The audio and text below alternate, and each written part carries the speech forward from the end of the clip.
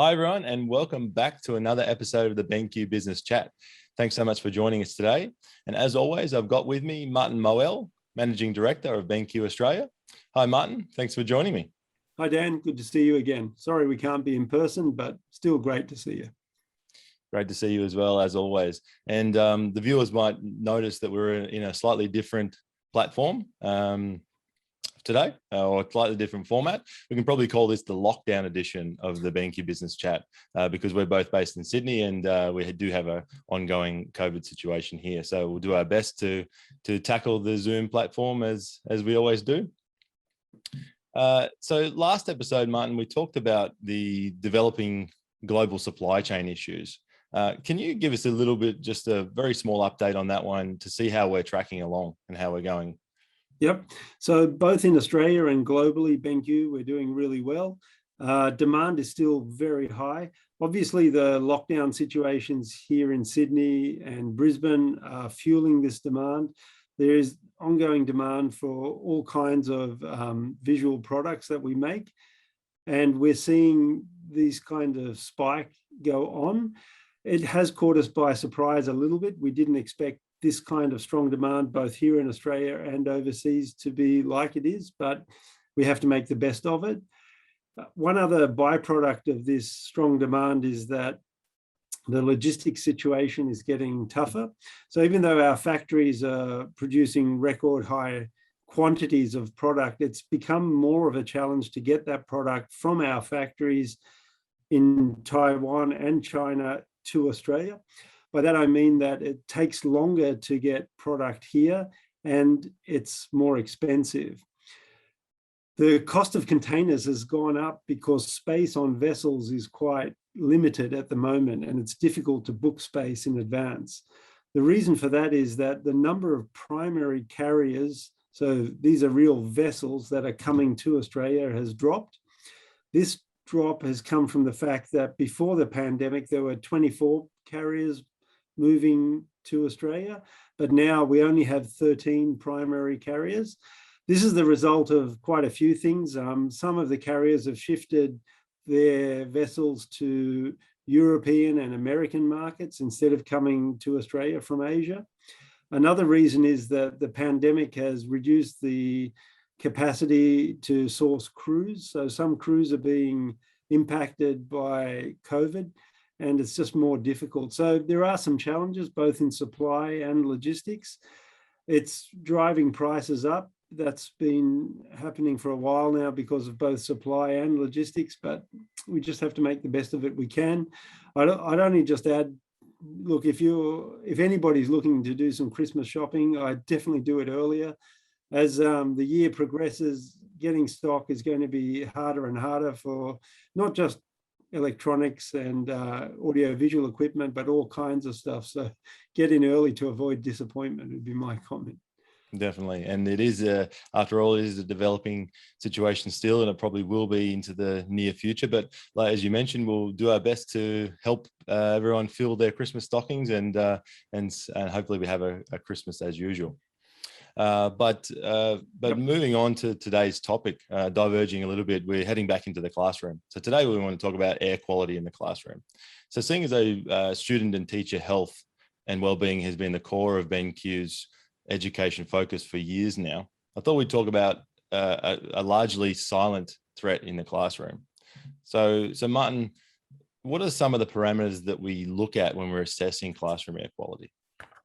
Yeah, so there are quite a few factors that you can look at for classroom air quality. The most obvious one, and the one we want to focus on for now, is carbon dioxide levels in the classroom. But there are all kinds of pollutants that can be mixed in with air quality to, raise concerns or alarm depending on the situation. Definitely, and obviously a lot of the types of things that we do in the classroom are dictated by policies, so government policies or guidelines from the government. Do we have any Australian school standards on air quality here in Australia? And what is considered ideal concentration of CO2? Yeah, so we've done some research on this around the world, and we've tried to find out what the various standards are. So from what we can tell, there's no specific government standard or government guideline for air quality in classrooms in Australia. So when we did some digging here to try to find out what the literature is that's available in there, we find that in Australia, a lot of the papers that are being published from the University of New South Wales that we've already put up on LinkedIn and other places is referencing the United States, the US Environmental Protection Agency, and specific to air quality, they're referencing the American Society for Heating, Refrigeration, Air Conditioning Engineering, the ASHRAE.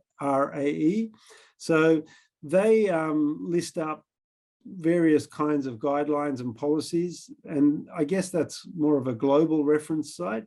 Locally in New Zealand, the New Zealand government set up a standard for CO2 exposure called NZS 4303, and that's very specific for CO2 in classrooms. And so they've set it up that way, but specifically for Australia, it seems like we're only referencing overseas sites at the moment. Yeah, and it does pose a little bit of a problem because obviously if we don't have a standard to work towards, it's a little bit hard to give recommendations. And then you mentioned before there's been some studies done. There was one study by UNSW that actually studied some indoor air quality that was several times higher than the recommendation.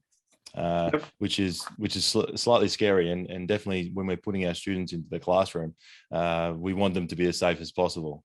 So definitely something that people are starting to wake up and look at. So so having said that, what sort of technology are we seeing in the classroom space to help monitor the air quality?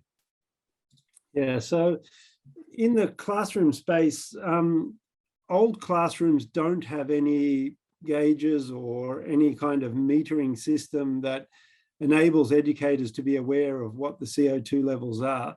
We are seeing in Australia that new classroom builds are requiring the construction companies to install CO2 meters into classrooms when they're being built. We've seen that in Queensland already.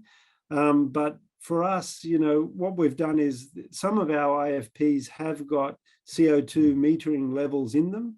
The global reference is that the CO2 level in a classroom is ideally within 300 to 500 parts per million, 300 to 500 ppm. And our meter on our IFP will let teachers know when that level has gone above that, and then it'll alert them to the fact that the CO2 levels are quite high. But yeah, that's the type of equipment that's being used in classrooms to measure it. Yeah, and you mentioned before about the building codes recommending safe levels of CO2, but we really know that in particular the classroom environment needs to be dealt with in a little bit of a different way. And can you tell me what you think, why you think we need to treat the classroom spaces differently to other environments? Right. So for this kind of discussion, when we're talking about classroom spaces, I'd like to just focus on K-12. K-12 specifically refers to education classrooms where children are involved, whether they're kindergarten level or up to senior high school level. It doesn't matter, because children, by definition, are much, much more sensitive to air pollutants in the classroom. So this stems from the fact that children's bodies are still developing. They don't have the body mass or the weight that adults do to deal with particulates in the air. It doesn't matter if it's CO2, organic, inorganic material, it doesn't matter. So children are far less able to metabolize and excrete pollutants that are in the air. So when we ingest them as adults, we can deal with it better because we're physically more developed. But with children, lungs are developing, they're still growing and getting taller and bigger and heavier. So because the body mass is lighter and lower, the volumes that their bodies can deal with are much more sensitive to it. And if they've got developing lungs or something like that, then they need to be protected in more ways than that, so that if there are issues with ventilation or something in the classroom, they need to be taken care of more than, say, adults do. It is, and it seems like a very critical situation. And as as it develops and people become more aware of it, we see how critical it actually is. So, having said all that, what do you think needs to change in order to ensure that there are safe environments for teachers and students?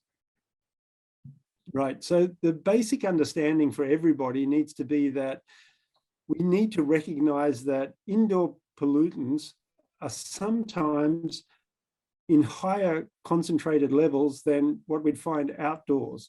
And this is only stemming from the fact that sometimes ventilation isn't good enough.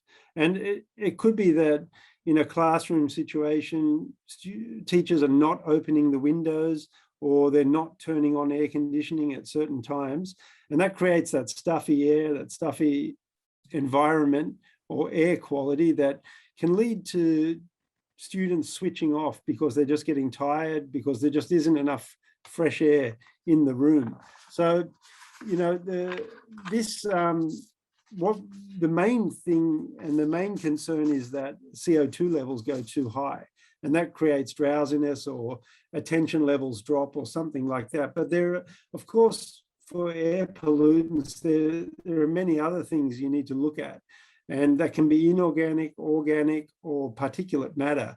And by far, the inorganic pollutants, such as carbon dioxide, that's the most sensitive one or the most simple one to counter, because in Australia, we're lucky that our air quality, generally speaking, outside is quite good. You know, we don't have chemical or other kind of pollutants that are really prevalent in the air that make ventilation an issue. So because we can overcome that, we should be able to mitigate it quite well. And the key is awareness. So if someone's using a BenQ panel where the air quality sensor is built in, they can be made aware of it quite easily and simply. Or retrofitting an air quality sensor into the wall, that's another way. But basically just getting that awareness out there, letting people know that air quality is important to get the best possible outcome in a classroom environment, to get to see that students are actively engaged and collaborating at all times.